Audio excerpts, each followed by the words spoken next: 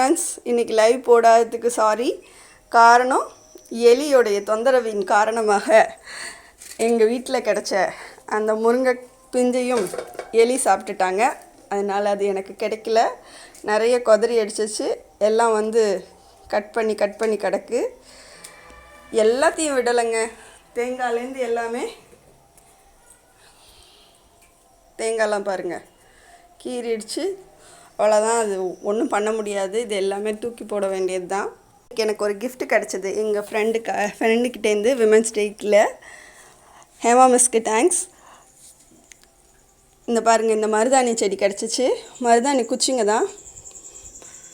நல்ல வெயிலில் எடுத்துகிட்டு வந்தோம். அதனால கொண்டு வந்து தண்ணியில் வச்சிட்டேன்.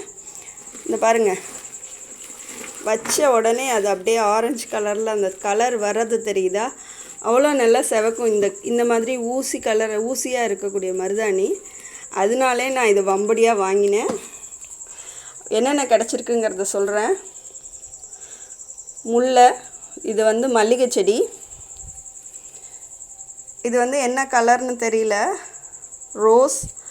ரோஸ்மேரி குச்சிங்க கிடச்சிச்சு கொஞ்சமாக. அப்புறமா மருதாணி, ஒரு முல்லை குச்சி. இந்த வீடியோ உங்களுக்கு பிடிச்சிருந்ததுன்னா லைக் பண்ணுங்கள், ஷேர் பண்ணுங்கள், சப்ஸ்கிரைப் பண்ணுங்கள், எனக்கு சப்போர்ட் பண்ணுங்கள். நாளைக்கு லைவ் போட்டு உங்களுக்கு இன்வைட் பண்ணுறேன். தேங்க்யூ ஃபார் வாட்சிங்.